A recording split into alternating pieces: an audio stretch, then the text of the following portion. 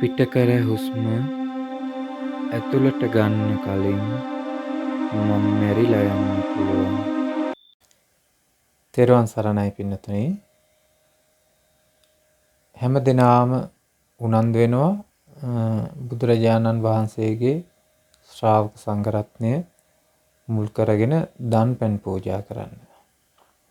ඉතින් හුඟක් අය දානේ පූජා කළාට ඒ දාණය පූජා කළ යුත්තේ කා සඳහාද? ඒ දාණය පූජා කිරීමෙන් අග්‍රම විපාක උපදින්නේ කා සඳහා පූජා කළොත් කියලා ඊටා හොඳ අවබෝධයක් ඇති කරගන්න ඕන. එතකොට ඔබ දන්නවා බුදුරජාණන් වහන්සේ තමයි දන් දීම ගැන ඊටා හොඳින් අවබෝධ කළේ. බුදුරජාණන් වහන්සේ තමයි සීලය ආරක්ෂා කිරීම ගැන ඊටා හොඳින් අවබෝධ කළේ. භාගතුන් වහන්සේ තමයි සමාධි පුරුදු කරන විදිය, ප්‍රඥාව උපදව ගන්න විදිය ඊටා හොඳින් අවබෝධ කරපු උතුමන් වහන්සේ තමයි අපගේ බුදුරජාණන් වහන්සේ. එතකොට පින්නතුනි අපි ඊටා හොඳ අවබෝධයක් අපි කරන කටයුත්ත කෙරෙහි ඊටා හොඳ අවබෝධයක් තිබුණොත් අපිට ඒ කටයුත්තෙන් ඉහළ උසස් අග්‍ර වූ විපාක උපදව ගැනීමේ හැකියාව තියෙනවා. ඒ වගේම ඒ ධර්මයන් අපි අහලා අපේ ජීවිතයට බද්ධ කරගත්තොත්, අපේ ජීවිතයට පුහුණු පුරුදු කරගත්තොත් ඒ ධර්මයන්ගෙන් අපිට මහත් වූ විපාක, මහත් වූ ආනිසංස ලබන්න පුළුවන්. මිලවත් සූපත් කරගෙන, පරලොවත් සූපත් කරගෙන මුළු සංසාරයම සූපත් කිරීමේ හැකියාව මේ උතුම් වූ ධර්මයේ ශ්‍රවණය කිරීමෙන් හැම දිනාට උපදව ගන්න පුළුවන්. ඉතින් පින්නතුනේ අද අප මේ පින්නතුන් හැම දිනාට සිහිපත් කරන්න කල්පනා කළා භාගතුන් වහන්සේගේ උතුම් සූත්‍ර දේශනාවක්. මේ සූත්‍ර දේශනාවේ නම තමයි දක්ඛිනා විභංග සූත්‍රය. මේ සූත්‍රය අඩංගු වෙන්නේ උතුම් මජ්ක්‍ධිම නිකායේ තුන්වන පොත් වහන්සේට තමයි මේ සූත්‍ර දේශනාව අඩංගු වන්නේ. ඉතින් දවසක් අපගේ මහා ප්‍රජාපති ගෞතමිය කවුද?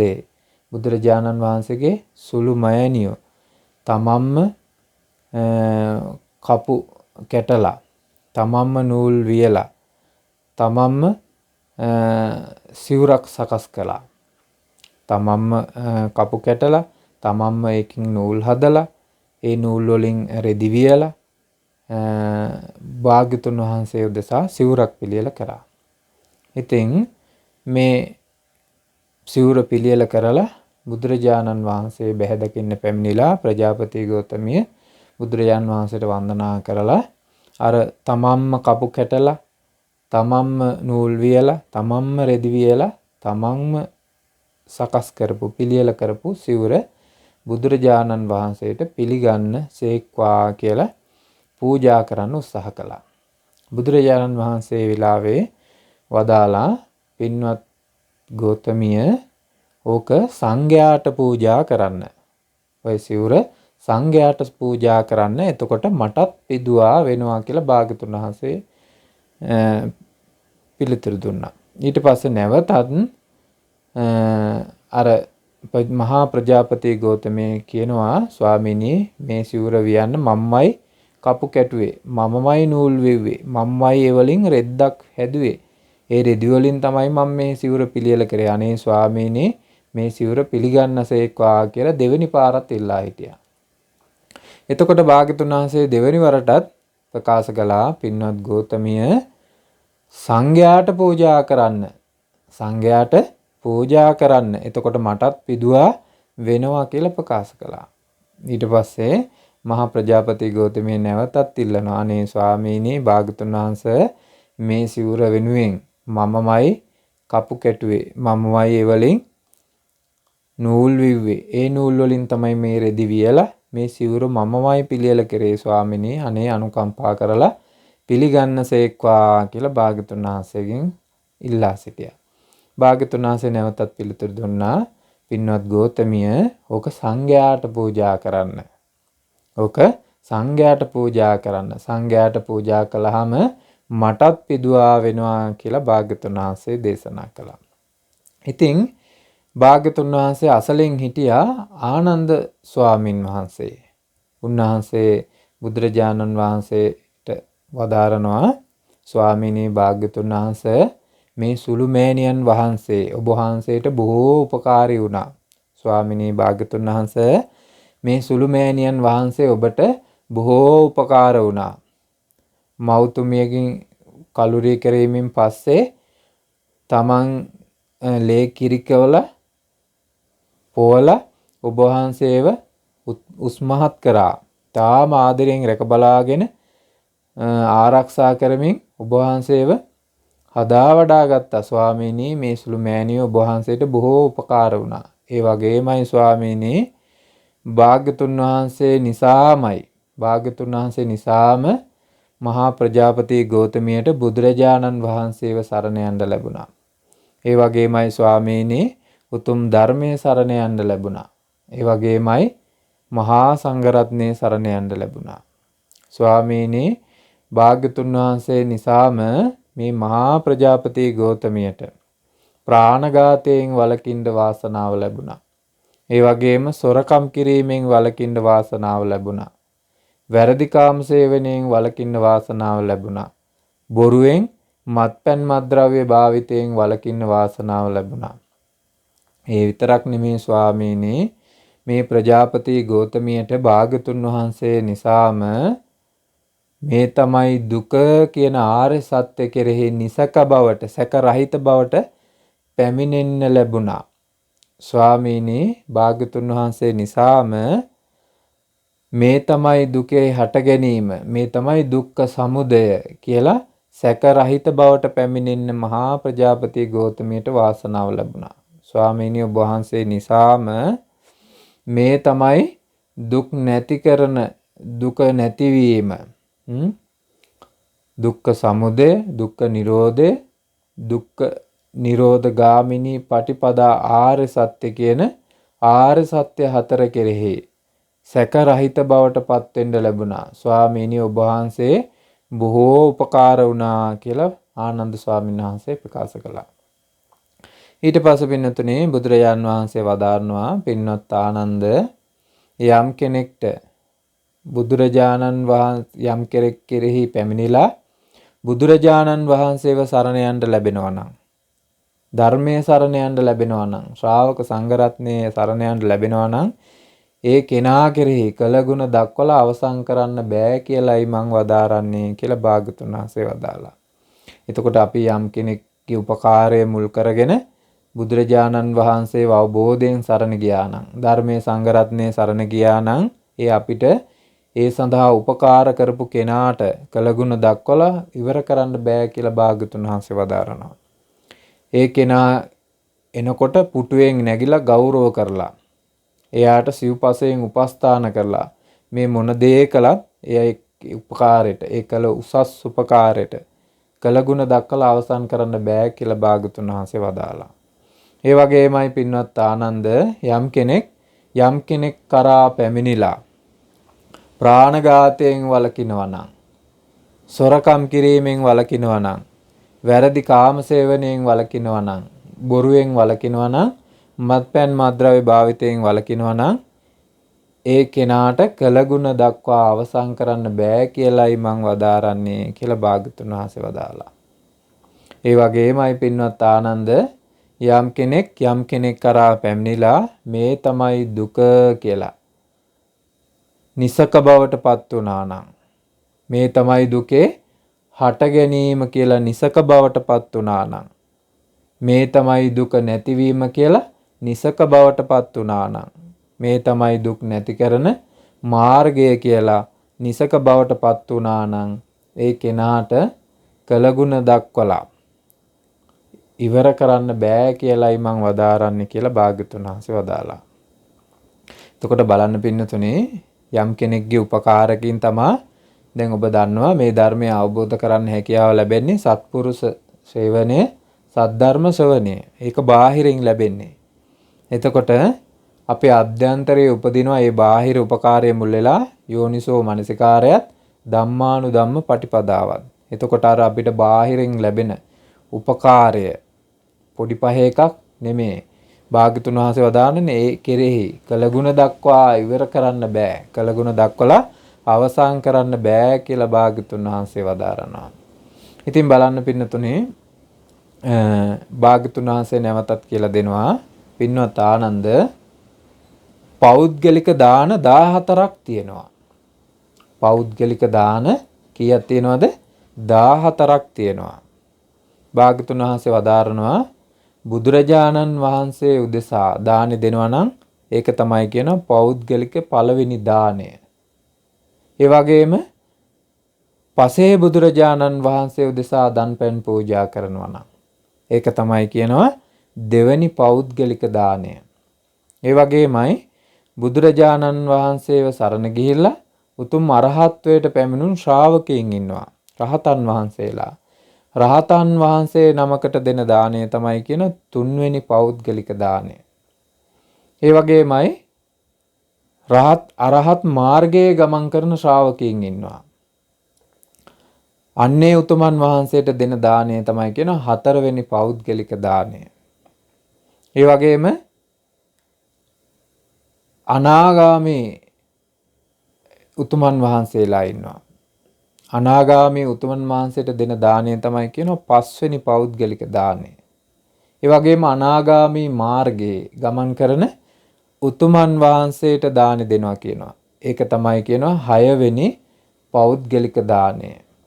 ඒ වගේමයි සකදාගාමී උතුමන් වහන්සේට දෙන දාණය තමයි කියනවා හත්වෙනි පෞද්ගලික දාණය. ඒ වගේමයි සකදාගාමී මාර්ගයේ ගමන් කරන උතුමන් වහන්සේට දෙන දාණය තමයි කියනවා අටවෙනි පෞද්ගලික දාණය. ඒ වගේමයි සෝතාපන්න උතුමන් වහන්සේට දාණය දෙනවා කියනවා. ඒ දාණය තමයි කියනවා නවවෙනි පෞද්ගලික දාණය. ඒ වගේමයි සෝතාපන්න මාර්ගයේ ගමන් කරන ශ්‍රාවකයට දාණය දෙනවා කියනවා. ඒක තමයි කියනවා දසවෙනි පෞද්ගලික දාණය. ඒ වගේම භාග්‍යතුන් වහන්සේ වදාරනවා මේ ශාසනයෙන් බැහැරව කාමයන් කෙරේ විතරාගී අය ඉන්නවා. ඒ කියන්නේ මේ ශාසනයෙන් බැහැරවත් ඉන්නවා. සිල් සමාදන් වෙලා ධානා සමාධි වඩන අය ඉන්නවා. භාවනා කරලා ධානා උපදවගත් අය ඉන්නවා. ඒ අය එතකොට කාමයන් බැහැර කරලා තමයි ධානා සමාධි උපදවගන්නේ. කාමයන්ගෙන් වෙන් වෙලා. එතකොට ඒ අය කාමයන් කෙරේ විතරාගී. එතකොට කාමයන්ගෙන් වෙන් වෙලා ධානා සමාධි වඩන අය ඉන්නවා. අන්න ඒ අය කෙරේ දෙන දාණය තමයි කියනවා 11 වෙනි පෞද්ගලික දාණය. ඒ වගේම භාග්‍යතුන් වහන්සේ වදාරනවා මේ සිල්වන්ත අය ඉන්නවා කියනවා. මේ ශාසනයෙන් බැහැරව සිල් පුරුදු කරන අය ඉන්නවා කියනවා. අන්න ඒ අය කෙරේ දාණය දෙනවා කියනවා. ඒක තමයි කියනවා 12 වෙනි පෞද්ගලික දාණය. ඒ වගේම භාග්‍යතුන් වහන්සේ වදාරනවා සමහර අය ඉන්නවා දුස්සීලයි. සිල් පුරුදු කරන්නේ නැහැ. දුස්සීල කෙනෙක්ටත් දාන දෙනවා කියනවා. ඒක තමයි කියනවා 13 වෙනි පෞද්ගලික දාණය. ඒ වගේම භාග්‍යතුන් වහන්සේ වදාරනවා අවසාන පෞද්ගලික දාණය. තිරිසන් සතෙක්ට දාන දෙනවා කියනවා. තිරිසන් සතෙක්ට පූස බල්ලෝ අපි නොයෙකුත් සත්තු ඉන්නේ. ඒක සතෙක්ට දාන දෙනවා කියනවා. ඒක තමයි කියනවා 14 වෙනි පෞද්ගලික දාණය. එතකොට භාග්‍යතුන් වහන්සේ වදාරනවා පෞද්ගලික දාන කීයක් තියෙනවද? පෞද්ගලික දාන 14ක් තියෙනවා. ඉතින් භාග්‍යතුන් වහන්සේ නැවත වදාරනවා තිරිසන් සතෙක්ට දානි දුන්නොත් තිරිසන් සතෙක්ට දානි දුන්නොත් කුසල් 100ක් උපදිනවා. ආනිසංස 100ක් උපදිනවා කියලා භාග්‍යතුන් වහන්සේ වදාරනවා. එතකොට තිරිසන් සතෙක්ට අපි කෑම දුන්නාම ඒකෙන් අපිට දුන්නා වගේ 100 වතාවක් අපිට ඒකේ ආනිසංස උපදිනවා. කුසල් 100ක් ආනිසංස 100ක් රැස් වෙනවා කියලා භාග්‍යතුන් වහන්සේ වදාරනවා. ඒ වගේම දුස්සීල කෙනෙක් ඉන්නවා. දුස්සීල කෙනෙක්ට දානි දුන්නොත් කුසල් 1000ක් උපදිනවා කියනවා භාග්‍යතුන් වහන්සේ. දුස්සීලය ඉන්නවා. ඒ දුස්සීල කෙනෙක්ට දානි දුන්නොත් ආනිසංස 1000ක් උපදිනවා. ඒ වගේමයි මේ ශාසනයෙන් බැහැරව සිල් පුරුදු කරන අය ඉන්නවා. අන්න ඒ අය කෙරේ දානයක් දුන්නොත් කුසල් ලක්ෂයක් උපදිනවා. ආනිසංස ලක්ෂයක් උපදිනවා කියලා භාග්‍යතුන් වහන්සේ වදාරනවා. ඒ වගේමයි මේ ශාසනයෙන් බැහැරව කාමයන් කෙරෙහි විතරාගය වූ සිල් සමාදන් වෙලා ධානා සමාධි වඩන අය ඉන්නවා. කාමයන් කෙරෙහි ඒ කෙනා කෙරෙහි දානයක් දුන්නොත් කෝටි ලක්ෂයක් ආනිසංස ලැබෙනවා. කෝටි ලක්ෂ වාරයක් ඒකේ විපාකය අපිට උපදිනවා. ඒ වගේම භාග්‍යතුන් වහන්සේ වදාරනවා සෝතාපන්න මාර්ගයේ ගමන් කරන උතුමන් වහන්සේට දානෙ දුන්නොත් කවර කතාද ආනිසංස අසංකේයයි අප්පමෙයයි ගැනලා කියන්න බෑ. සෝතාපන්න මාර්ගයේ ගමන් කරන කෙනෙක්ට දානෙ දුන්නොත් කොච්චර ආනිසංස අසංකේයයි අප්පමෙයයි ගැනලා කියන්න බෑ. භාග්‍යතුන් වහන්සේ වදාරනවා සෝතාපන්න කෙනා කෙරෙහි කවර කතාද. ඒතකොට සෝතාපන්න කෙනා ගැන කවර කතාද විශාලයි, හිතන්නත් බෑ විපාකේ. ඒ වගේම භාග්‍යතුන් වහන්සේ වදාරනවා සකදාගාමී උතුමන් වහන්සේට දෙන දාණය විපාකේ අනන්තයි අප්‍රමාණයි ගැනලා කියන්න බෑ. සකදාගාමී මාර්ගයේ ගමන් කරන උතුමන් වහන්සේට දෙන දාණය ගැනලා විපාකේ කියන්න බෑ. අසංකේයයි අප්‍රමේයයි. ඒ වගේම අනාගාමී මාර්ගයේ ගමන් කරන උතුමන් වහන්සේට දෙන දාණය ගැනලා කියන්න බෑ. අසංකේයයි අප්‍රමේයයි. ඒ වගේම අනාගාමී උතුමන් වහන්සේට දෙන දාණය විපාකය අසංකේයයි අප්‍රමේයයි ගැනලා කියන්න බෑ. ප්‍රමාණයක් පනවන්න බෑ. ඒකයි අසංකේයයි අප්‍රමේයයි කියලා කියන්නේ. ප්‍රමාණයක් නැහැ. අපිට ඒක ප්‍රමාණ කරලා කියන්න බෑ. බුදුරජාන් වහන්සේ වදානවා ඒ වගේම අරහත් මාර්ගයේ ගමන් කරන උතුමන් වහන්සේට දෙන දාණය අසංකේයයි අප්‍රමේයයි ගැනලා කියන්න බෑ. රහතන් වහන්සේට දෙන දානේ විපාකය ගැනලා කියන්න බෑ. අසංකේයයි අප්‍රමේයයි. ඒ වගේම පසේ බුදුරජාන් වහන්සේට දෙන දානේ විපාකය ගැනලා කියන්න බෑ. ඒ වගේම බුදුරජාණන් වහන්සේට දෙන දානේ විපාකය ගැනලා කියන්න බෑ කියලා භාග්‍යතුන් වහන්සේ වදාරනවා. එතකොට මේ දාන ඔක්කොම මොනවාද? පෞද්ගලික දාන. ඒ දාන ඔක්කොම පෞද්ගලික දාන.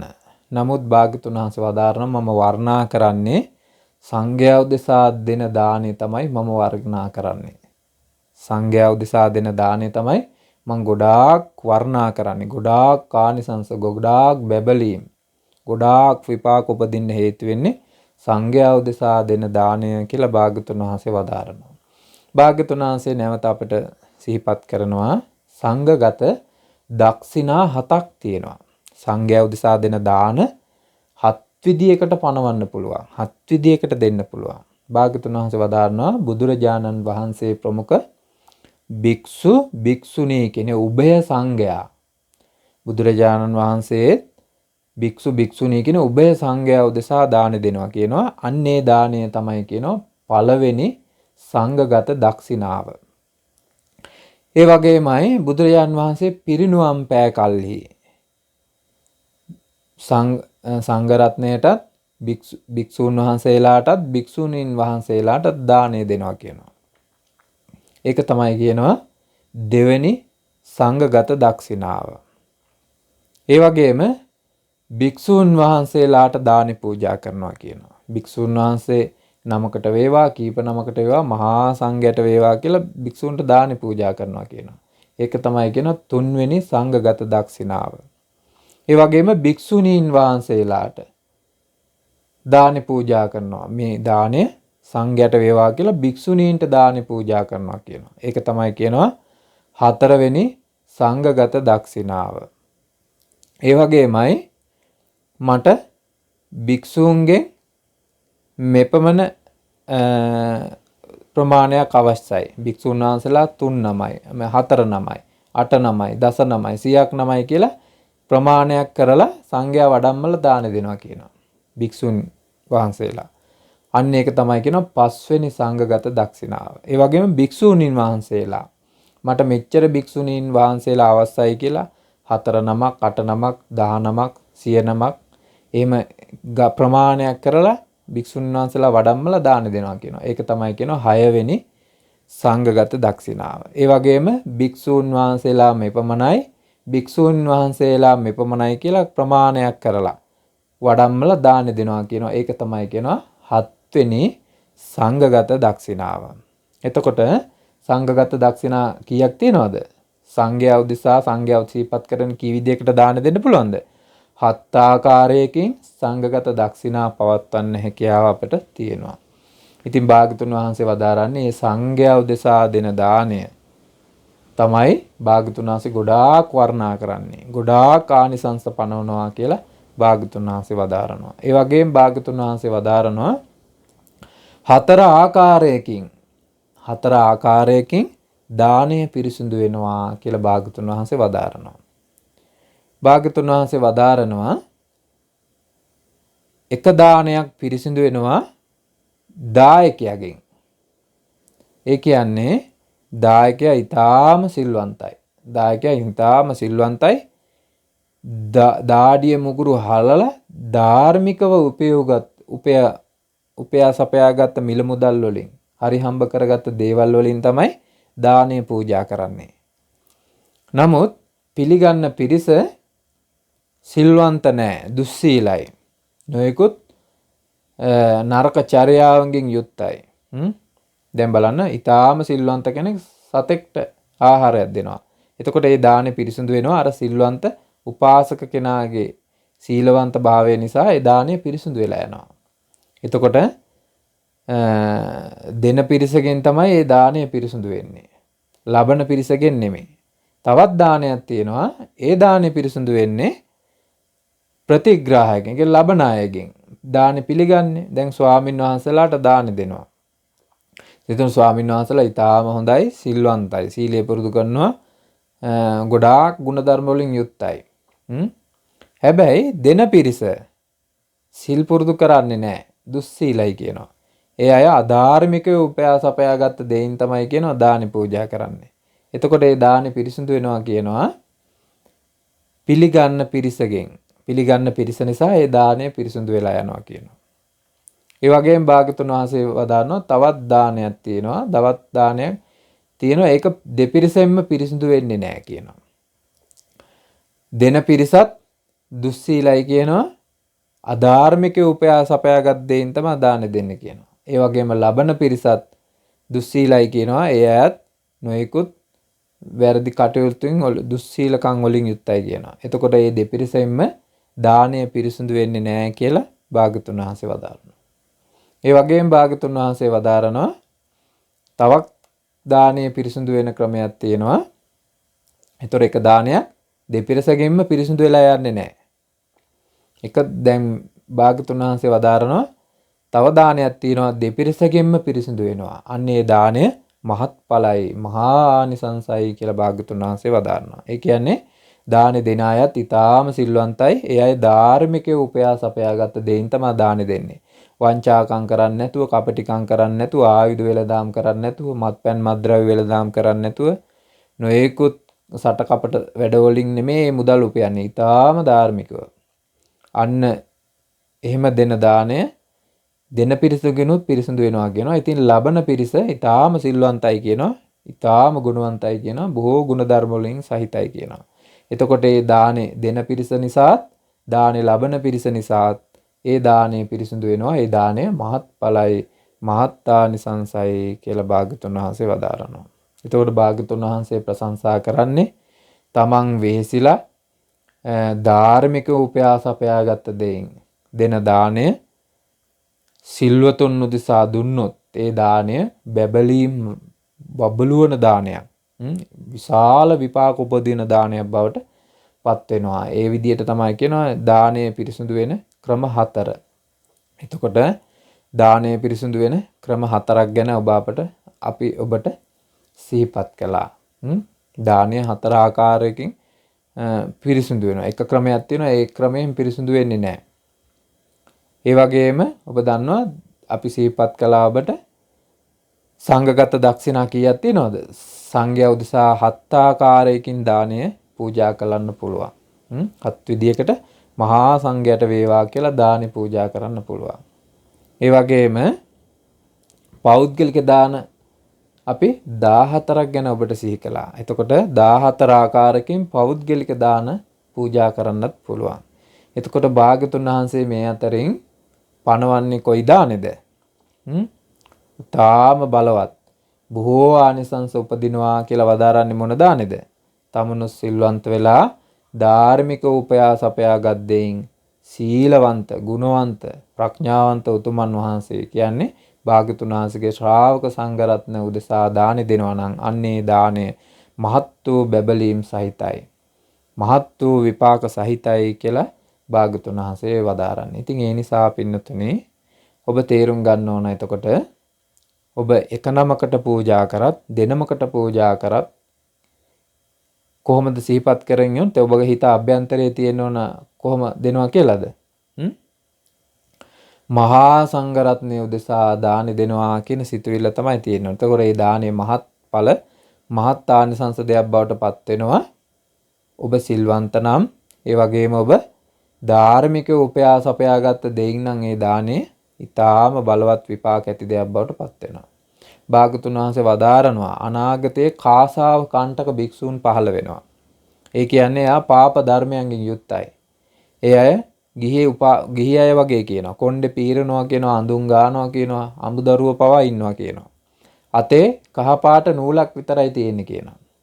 නමුත් ඒ අය කෙරෙහිත් මිනිස්සු යනවා කියනවා. ගිහිල්ලා ස්වාමීනි අපිට අපේ දානි කරලා දෙන්න කියලා උන්වහන්සේලා වඩම්මලා මහා සංඝයා සීපත් කළ දානි දුන්නොත් ඒ දානෙත් විපාක අනන්තයි අප්‍රමාණයි කියනවා. ඒතකොට ඒ දානි දෙන පිරිස සිල්වන්ත නම් ධාර්මික උපයාස අපාගත දෙයින් නම් ඒ දානේ මහා සංඝයාට කියලා අර පාප ධර්ම තියෙන දුස්සීලයට පූජා කරොත් ඒ දානේ අර පූජා කරන පිරිස නිසා පිරිසුදු වෙලා මහත් ආනිසංස ලැබෙනවා කියලා භාග්‍යතුන් වහන්සේ වදාළා. එතකොට ඔබ නිතර බලන්න ඕන මහා සංඝයා සිහිපත් කරගෙනම තමන්ගේ පුණ්‍ය කටයුතු සිද්ධ කරගන්න. එතකොට ඔබට මහත් වූ බැබලීම් සහිත මහත් වූ විපාක ලැබලා එතකොට භාග්‍යතුන් වහන්සේ වදාරන්නේ සිතේ පිරිසිදු බව ඇති කර ගැනීම පිණිස දාන දෙනවා නම් ඒ තමයි කියනවා දාන අතර ඊටාම පිරිසුදු සිතින් දෙන දාණය. සිත පිරිසුදු කරගන්න ඕන.